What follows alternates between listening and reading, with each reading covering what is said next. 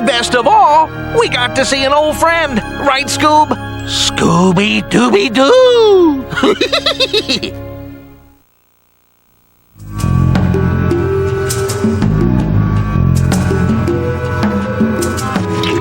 THQ has a new game out called Scooby-Doo and the Cyber Chase for the PlayStation game console. Control both Scooby and Shaggy as you battle spooky monsters, avoid amazing obstacles, and discover secret items. Here are some hints and tips to help you along the way. Be sure to use your stomp move on all the barrels, boxes, and containers. There's always something special to be found inside. You can use your pie throwing attack to make smaller enemies disappear. If you hold down the square button, you can use the daisy to aim your pies at the enemies. When fighting a boss, be sure to wait until the chance symbol shows up on the screen. That's your chance to throw a pie at the boss and get one step closer to defeating him. Be careful when moving from platform to platform. Some of them can attack. What seems like an innocent bridge can have surprises in store. Move slowly, but keep on your toes. Otherwise, you could lose a chance. Use your double jump to get across wider spaces. Hitting the X button twice in a row will give you the extra distance you need. Scooby-Doo and the Cyber Chase, available now from THQ for the PlayStation game console and Game Boy Advance.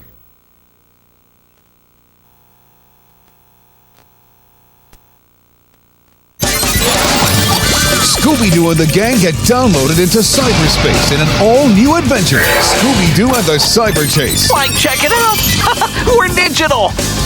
We dropped in on a Scooby-Doo voiceover session with the actors to find out how the gang got zapped into a computer game in their new movie. But first, let me introduce you to the home team. I play the role of Daphne. She's kind of the cute one of the gang.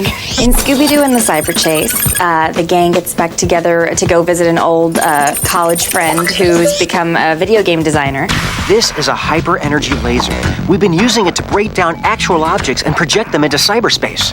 And he makes a Scooby-Doo video game, and they're all excited because it's modeled after them and they're all in it. But then the real gang becomes part of the game in cyberspace and can't get out. Your friends have been transported into cyberspace. Good work, guys! Frank Welker is the voice of Freddy. In this particular adventure, which we're all kind of excited about because it's very today, it has to do with computer games and computer viruses and how we get involved with chasing the virus, almost the same as like playing a video game. Scott Innes is the voice of Scooby-Doo and Shaggy. It's not easy playing two characters. Yeah, that's right. There's like a lot of levels in this video game, and every time they get to the level, they think, okay, Like, the game's over. We've won. Now let's go home. Welcome to Level 2 game players, where things get a little tougher. The object of the game is just to find the Scooby snack at each level, and each level it just gets more and more difficult to do that. When they find a Scooby snack, they're able to move onto a more difficult level and eventually win the game and go home. So where are we now? and I think we're into like 3 or 4 or 5 levels before the whole thing, Before everything goes like crazy, bonkers. Like, speaking of lunch, we didn't even get to keep the Scooby snacks from the moon level. Come on, guys. Cyberspace is only one destination for Scooby-Doo and the gang. Some levels send the gang to amazing places, and some levels send them back in time. Friends, Romans, and spooky gladiators, all hail Emperor Scooby! we all know about those bugs and those can I say the V word? Viruses. Stop that dog. In Scooby-Doo and the Cyber Chase, I play the Phantom Virus, which is sort of a computer-generated virus it's in a game, but because the game has a way of snatching things from reality and bringing them into the game, my character sort of gets out into reality. Like a computer virus with a real mean streak and a bad personality.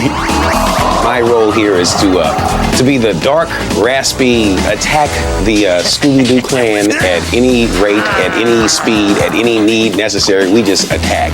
And now, for the home team's mascot. The lions got the Scooby snacks! They get thrown into prehistoric times and different situations, and of course Velma always has a lot of information at her fingertips. She knows about woolly mammoths, pterodactyls. You can go to her for any information.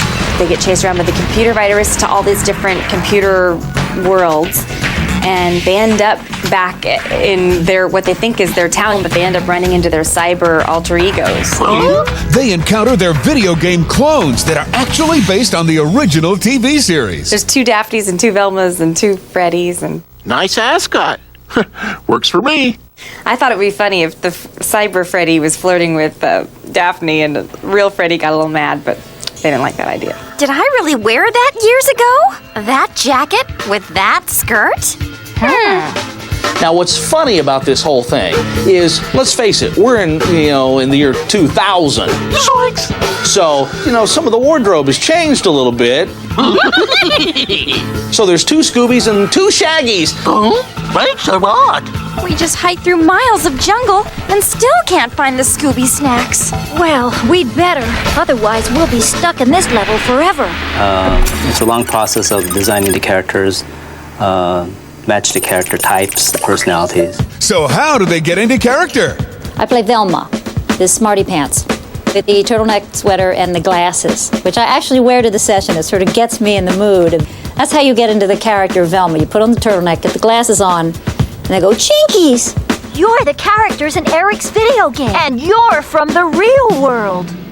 Jinkies! Velma, give me one more 447 and just underline Roman Coliseum. We don't see anything. We're just sitting at a music stand with a microphone. And you know what? Make it more of a speech. Grander, bigger.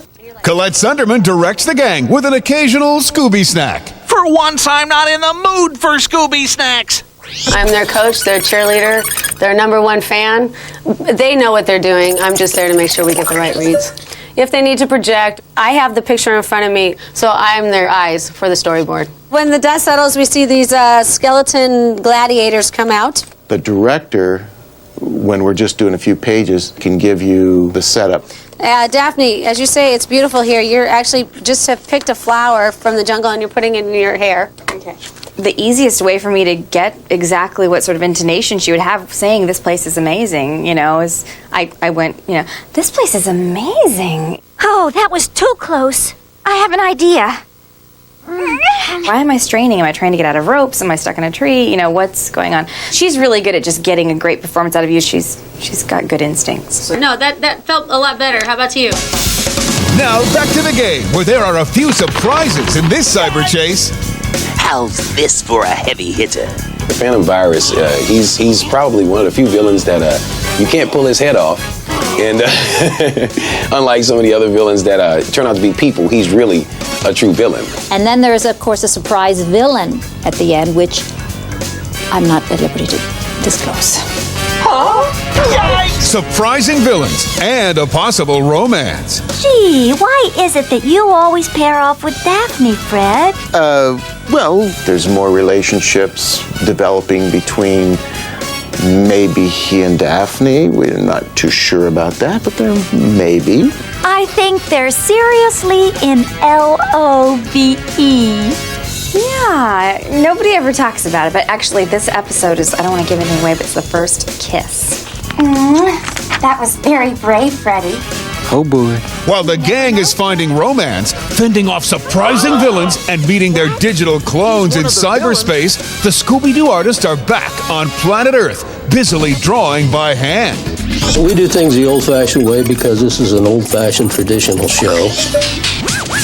We like the looks of it that way. Computer animation still doesn't have the warmth that the conventional hand-drawn stuff does. Character stuff, expressions, things like that have to be done the conventional way. It is labor-intensive, And yes, it's one of the last of the handmade crafts, I guess. In this computer-generated age, it still takes an artist with amazing skill to put the life into the Scooby characters. It takes an animator to animate on a computer. The computer doesn't know anything without being told. Which is not to say there aren't any computers around the Scooby camp. Computer is something that really helps us. I think it's just one more brush that we have to add to our tools to improve our work, to make it be done simple and faster. But we still always will be in need of artists. The people that do it the old-fashioned way, they love pushing a pencil around a piece of paper. It's the tradition of fine art and good storytelling, and the promise of Scooby snacks that keep Scooby-Doo and the gang forever popular. That's right. Scooby is full-on, beautiful colors, full-on characters. I think that the stories are also, they're a little slower, they last longer. It's not so much MTV, it's kind of a nice combination of those things. The kids enjoy it because I think it's visually different. The stories are good, and it's very today. Groovy!